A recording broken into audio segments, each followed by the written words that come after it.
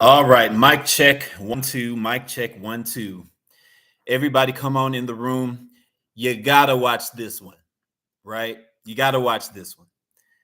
So we're gonna talk about the major news of the day. Judge Torres has denied the indictive ruling motion. And you want to watch my take today because my take, I'm sure, is going to be different from most XRP influencers out there. A lot of you may not like this take, but it is what it is, people. I got to come out. I have to tell the truth. And so come on in the room. We're going to discuss this today. We're not going to delay too long. Get my commercials out the way. We got a Cryptex meeting tonight, 7 p.m. Link is in the description if you want to find out more information about Cryptex. When you're ready to purchase your contracts, you simply come back to this video and get started with the link in the description. You're going to watch a how-to video. It's going to give you all the information you need to understand and get your contracts. All right. So that's that. Also, 7 p.m. tonight, we have our private Discord group. We will be meeting at 7 p.m. and that link will be posted on my Patreon app very soon. For those of you who are promoting Cryptex, I am also going to promote, I'm going to post a link right after this video so that you can invite your people to the meeting as well. All right, people, got that out the way. What's happening? Slush Naturals, the usuals, Messy Leo in the building. Glad y'all are here. Glad y'all are here. Let's get started, people. Let's get started. Like most of you, I got the alert on X earlier today. And my initial reaction was, I was pissed, right? I just couldn't believe it. I couldn't believe it. I was just like, what? And I was upset at Judge Torres. And all these things are going in my mind about, this lawsuit. You know what I'm saying? Like, what in the world is going to happen now? Like, what is going on? I was literally just like, here we go, right?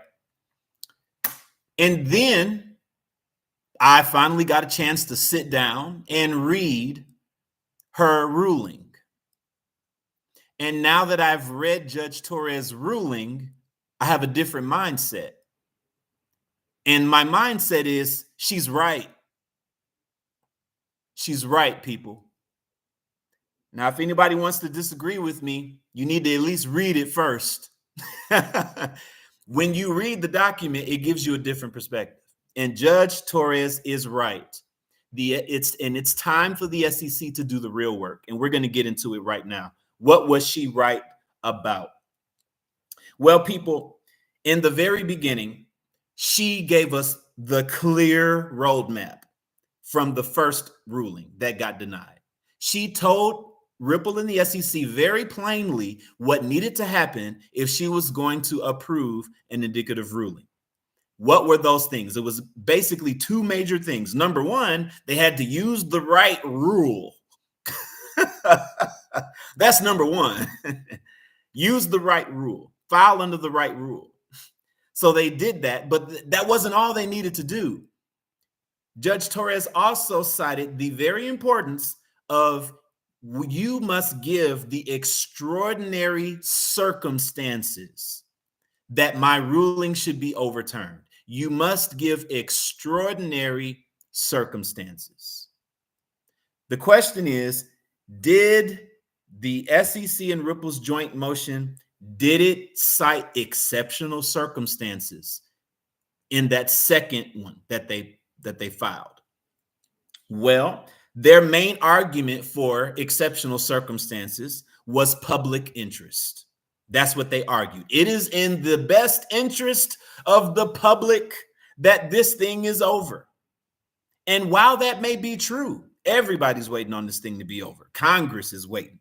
All retail investors, institutional investors, all the banks, Ripple, all these payment providers, all crypto CEOs, everybody in this space, we are all waiting on the edge of our seat, waiting for this to be over. While that is all true, the question is that extraordinary enough? Is that extraordinary enough? Well, Judge Torres answers in the body of her ruling, and I want to read what she says Because when you read it, you understand, no, like it's not enough, you know what I'm saying? It's not enough. You know what I'm saying? It's just not enough. It is not enough. I'm gonna read it. Let me get into it right here. Hold on, guys. I'm pulling it up. Okay. Now listen to this. I am reading verbatim from the document, and Judge Torres is talking about the previous administration. Okay, now watch this.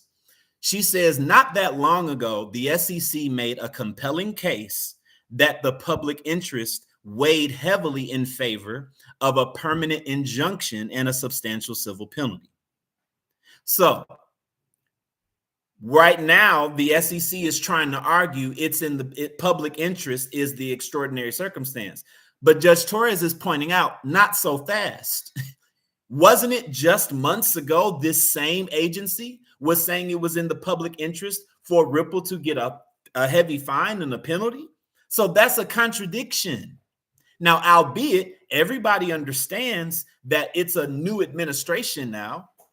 Paul Atkins is there now, no longer Gary Gensler. That's obvious. Everybody understand that. However, when it comes to the dockets and when it comes to the paperwork, they have to acknowledge that. They have to, the previous SEC gave their strong opinion about XRP.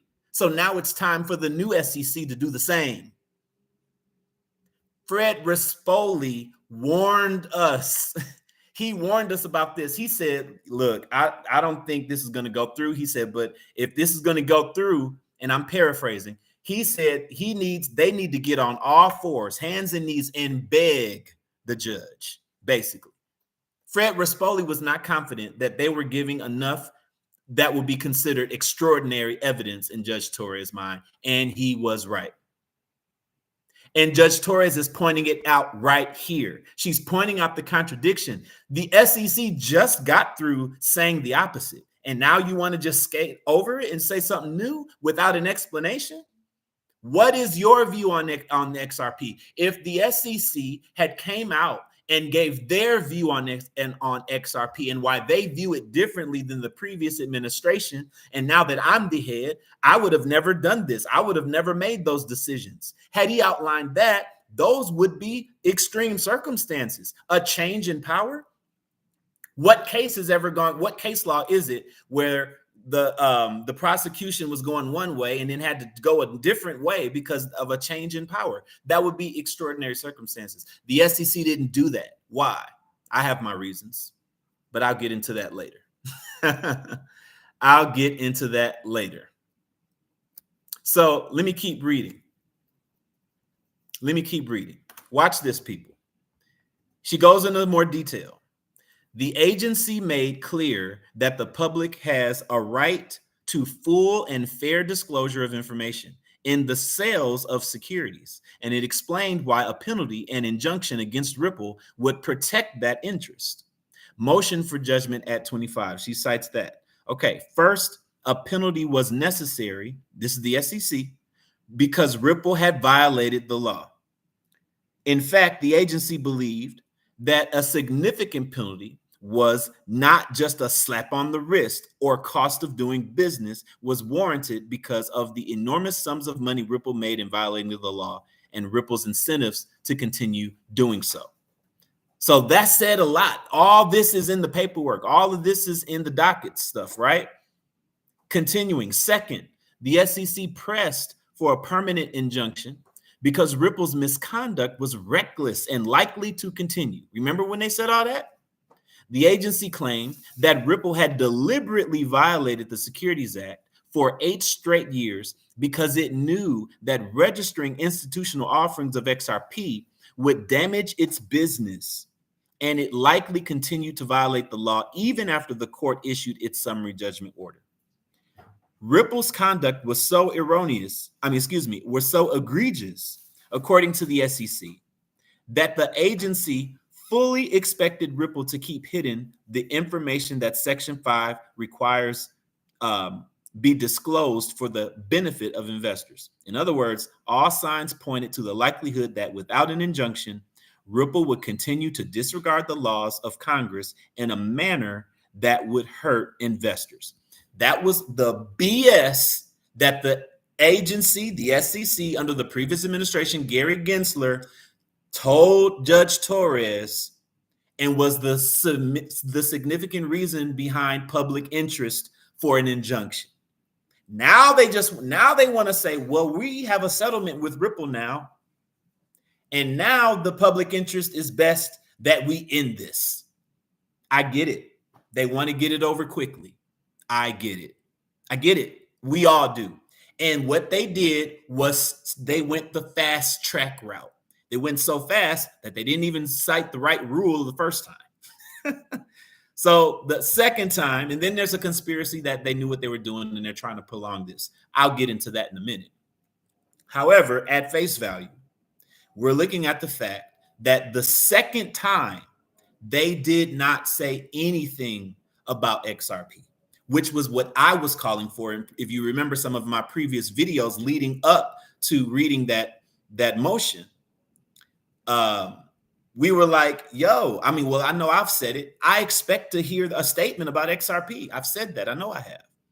But they didn't do that. But they need to. They can't just go the fast route when they have all this stuff on the docket. It's a direct contradiction without an adequate explanation. Everybody knows it's a new administration, but the SEC has to come out and make a definitive statement like the last administration did. They made definitive statements about what they thought XRP was and the